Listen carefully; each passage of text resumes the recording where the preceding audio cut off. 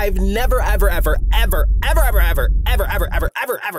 in my life heard of something so ridiculous. I was happy in life, then this slides on my desk. Pearl Boy. You couldn't fathom how ridiculous this sounds. The entire hook of the plot is that the man on your screen can nut pearls. That's it. That's the hook. An entire series about nutting pearls. I was deciding, well, what should I talk about this month? My friend recommended me either Pearl Boy or Darkfall. I closed up Darkfall as fast as I f***ing opened it. It is tentacle and hell on earth. I backed away slowly and set my laptop on fire and hoped there was no one watching. Worst thing I ever read. Peggy, I hate when people lie! Do not lie! So obviously it was Pearl Boy. Pearl Boy is a series that, surprise, falls with a lot of BLs, where there are dark themes, a lot of assault and things of that nature. I should have been aware of this by the tags, but no, I didn't see that. I think a lot of these authors are in a secret competition to make the most abused bottoms known to man. But this one, the whole thing it just sounded goofy. I was intrigued in a comedic sense, but to my dismay, I'll never look at Mermaid Man and Barnacle Boy the same ever again. Uncomfortably opening up, we're introduced to Dusik and his dumbass predicament of lack of money and homelessness with a very complicated backstory. We're introduced to his perverted behavior as he, out of quite a few many times, grabs a crotch out of nowhere. Guy's not interested, calls him a hoe. He figures out he's hungry and finds a diner, and we're introduced to the Pearl Man. Pilwan, the owner, tells Juha to keep an eye on him because he's acting a bit strange. When Dusik tries to leave, he tries to dine and dash, and Juha asks him to pay up, to which Dusik says he's broke, and Juha says, well, you have to pay with your body. Pause. Now, Dusik takes it another way. Me personally, I thought he was gonna like harvest his organs. I didn't know where this story was going, to be honest. Crazy how you crashed out. I don't know how pearls are made. They fight a bit until a bunch of rowdy men start approaching the door like sardines. And this is the true nature of the plot unveiling itself. Juha kicks Dusik out. I'm skipping this guy's backstory because I don't give a fuck. Dusik worked at a gay bar while his old partner, prostitute, whatever. Something about him feels familiar. I just can't put my finger on it. Later, Dusik comes to the back entrance because he can pay up finally after receiving some random money mysteriously. But Juha was getting, well, passed around. Let's just say that. A whole ring is waiting in the restaurant and out. All of this circles back to the hook of the story. Almost everybody is in fucking debt, broke, and just a pain in the ass. Not you though, you're a victim. Everyone uses Juha in some way. Dusik in a venture to escape his scrubness and starts picking up seashells by the seashore with annoying old Sallies. And we get some deep foreshadowing about the worth of pearls, and he's told that pearls are worth a lot of money, which sends him on an overdrive because he's so deep in debt. Coincidentally, Pilwan is there, but before we get to that situation, we get an explanation of what was going on that previous night with a flashback. If you didn't get it by now, like I mentioned earlier, he nuts pearls. A rich guy sells him to get the pearls, or he gives them pearls. I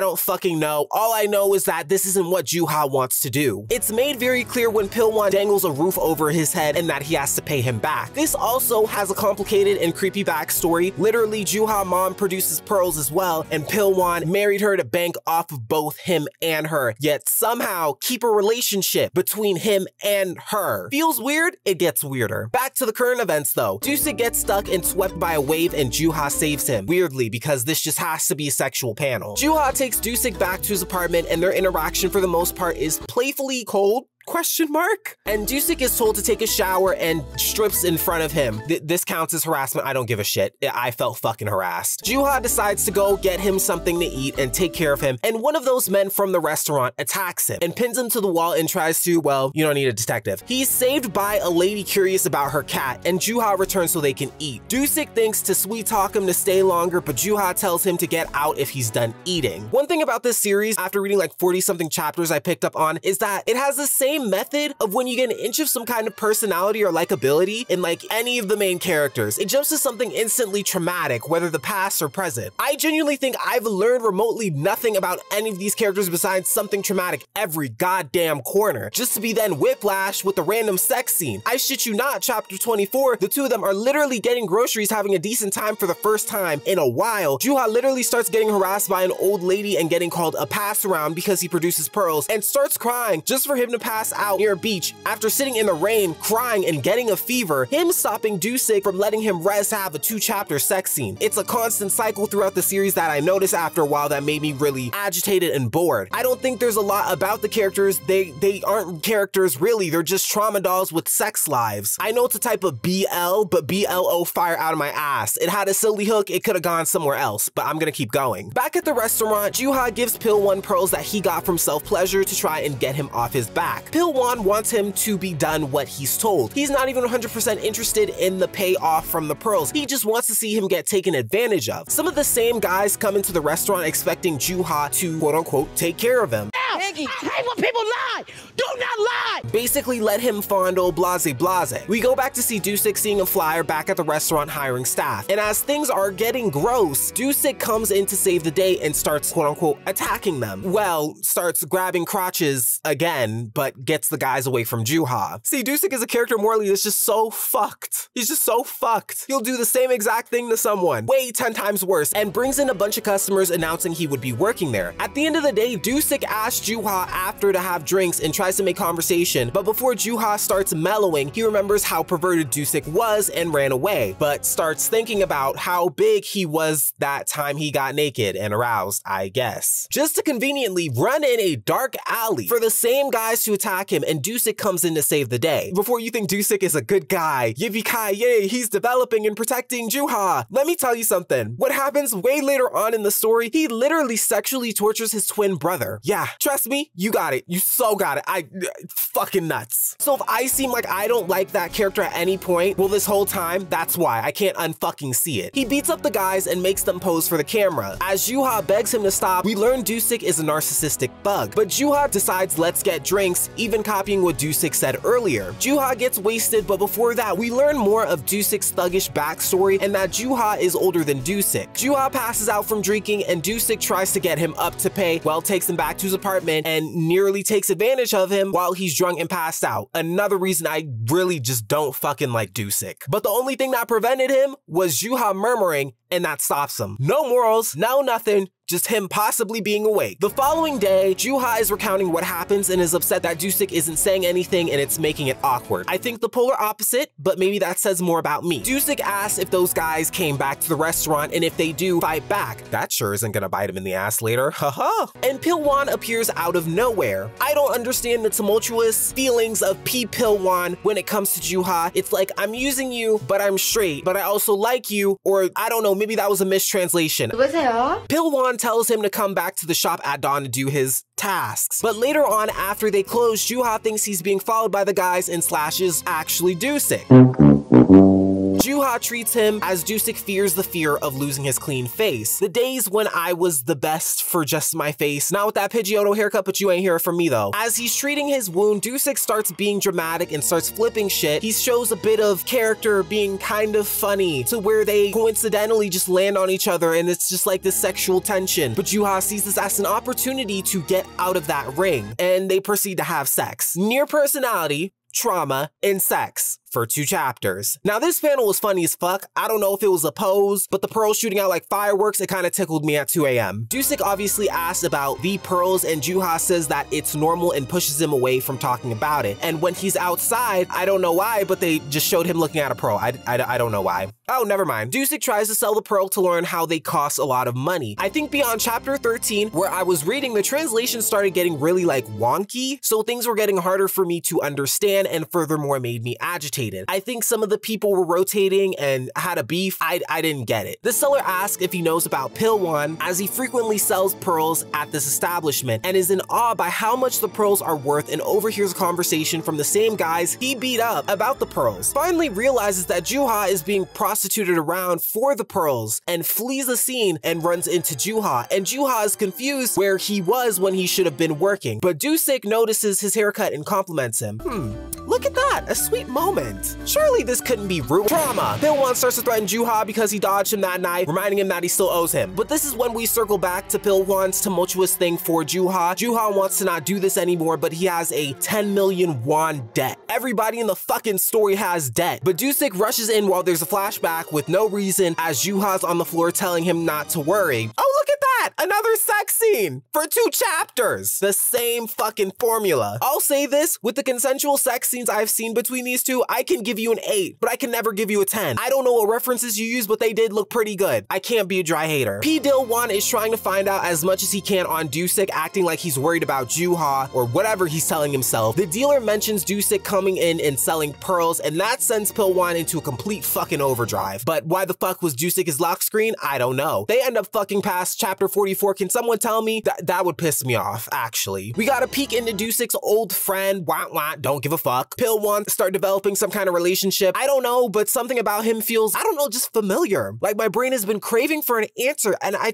just can't put my finger on it. Basically, Pil-won tries to use Dusik's old friend to get intel, but Ho-sung seems to be falling for him because he's rich and attractive. I don't particularly care for his character because his whole thing is like, oh my god, I'm so deeply in debt like everyone else, but I need an old man or somebody with money. Like, I don't hate a loud, sparkly, fun character, but in this instance, I don't like him for those reasons. Skipping past and going back to Juha and Dusik, they're serving customers and Dusik is coincidentally asking about Pil-won, and we learn he is a corporate representative, something that makes me wonder even why he needs Juha in the first place. And Juha asks for Dusik's type, and they're flirting with each other, and Dusik starts trying to fondle with him while there's customers. Absolutely, positively, nothing revolutionary happens. Ho-sung asks Dusik where he's been as he barges in and is a little overly friendly, and the whole interaction makes Juha a little jealous. But we get even more of an insight to Dusik's past, a thug working at a gay bar. Juha is even like, hey, Dusik doesn't want to go back to that lifestyle. Juha and Ho-sung get into a whole argument. Apparently he worked for some madame and her temper's really bad. Oogala boogala. Random question. Have you ever thought about fucking your lover in the same bed as your friend? No?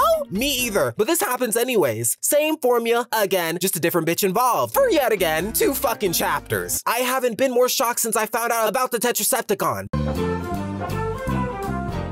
Oh my god, that's a Tetracepticon. Give me a fucking break. Chapter 22, we get backstory and see Juha escape in the rain and heals, and Pil-won takes him up. The thing, I was a bit confused on that whole circumstance he was in, because Juha escaped what looked like a ring for one of the same guys to take him in to escape, but he was there participating. Anyways, chapter 23, by this point, they're on a trip, on a date, and we get some pretty scenery, but obviously the piece is cut short because Juha is having war flashbacks about Pil-won. Now, I mentioned what happened earlier. We see this playful relationship start to develop as they decide to live together. Again, remnants of a personality, but it's obviously cut short by this hag. What's so embarrassing, as she assaults Juha, the man or whoever he is literally, I'm assuming is married, has literally been doing stuff to Juha, and she's not like, whoa, what the fuck? Why are you cheating? Because like, it's not like they're getting some financial gain. She's just like, oh my god, look, it's the guy you've been non-consensually cheating on me with. Let's eat clams. Girl, what the fuck? Dusik beats the shit out of her while she calls Juha a fat queen. He runs away and Dusik finds him sitting on the road in the rain, and he asks how he is, and he's not talking about the problems head on, he just talks about luggage. And then he gets a fever. One thing, regardless of any story, I hate is a fucking fever. It is the most annoying, useless thing ever. Anyway, speaking of fucking, if you didn't notice, rinse and repeat, sex scene, 2 chapters. The sex scene continues to chapter 26, but something odd happens. Every time, every sex scene, pearls come out. But when Juha's finishing, he feels something weird in his abdomen, and this time pearls don't come out, which isn't really addressed for a while or at all. After they're finished, they're in the bath, and Dusik suggests, well, let's leave to be safer, but Juha doesn't want to leave because the store he works at belonged to his mom. Now, me personally, I wouldn't want to think of any family member after doing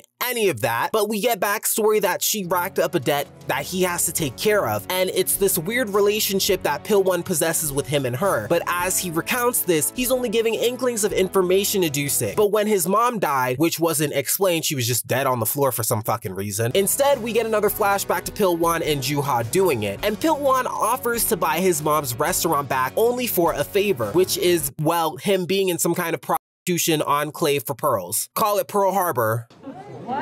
After the flashbacks, he just wants to be with Dusik in the moment. When they fall asleep, Dusik leaves in the middle of the night, and the story is playing on the fact that maybe Dusik went to take the pearls and sell them, the whatever ones they had, or was it from the sex scene? I don't know. And Juha wakes up and wonders, well, where the hell is he? And where are the pearls that were nearby? And lo and behold, Pil-won appears. Trajectory of the series changes a lot by this point, and we're at the end of season 1. Pil-won has Dusik hit by a car and captured, and Juha is captured. Whoop-de-doo. Fucking season finale. That was the end of season season 1 and where I want to stop going chapter by chapter, I read up to chapter 44, and by that point, things started transforming into like fucking action series like Lookism. How are we getting involved with the Yakuza clan? Why is there so much fighting? What the fuck is going on? Whoa, more dark backstory, like blow fire out of my ass. I feel like that one friend that got dumped on too much. Dusek is starting to be a bodyguard and is even getting involved with a bunch of fucking crime. I think that was a backstory. Oops. Even shittier translations to that point, I just wanted a good laugh. It was really hard to read. Really upset at the fucking translations because to some degree, I was so confused about what the fuck was going on. It would just be adjectives and a transition, nothing else. I'm not blaming the writer, I'm blaming the translators. What's crazy is even the creator was so excited about the pearls and it just seems like this whole thing was just being made up as it gone. And I'm well past over it. I was enlightened. I read a little about how the ending went. Essentially, Juha gets amnesia and the whole twincest thing went on. Now, with that ending, I saw a few people saying that the original writer dropped. I don't know if that's true or not. I don't know. Some people were saying the ending was supposed to be open-ended. Some people said they both died. I will say this though, in a world where if someone could produce pearls like that, and at that rate, I think some of the story accurately portrayed how I would think the real world would kind of take advantage of it. People making fun of them, constant greed to the point where you question whether or not the real person closest to you is using you. Because that happens. Even Pilwan tries to like set up a fake thing with a call. So I'll give them a 7, but I can never give them a 10. Art style was great and got progressively better. However, the story, I'd rather call it Trauma Boy instead of Pearl Boy. In conclusion, I got kind of bored. And on that note, I'm gonna go. Make sure to leave a like, share the video,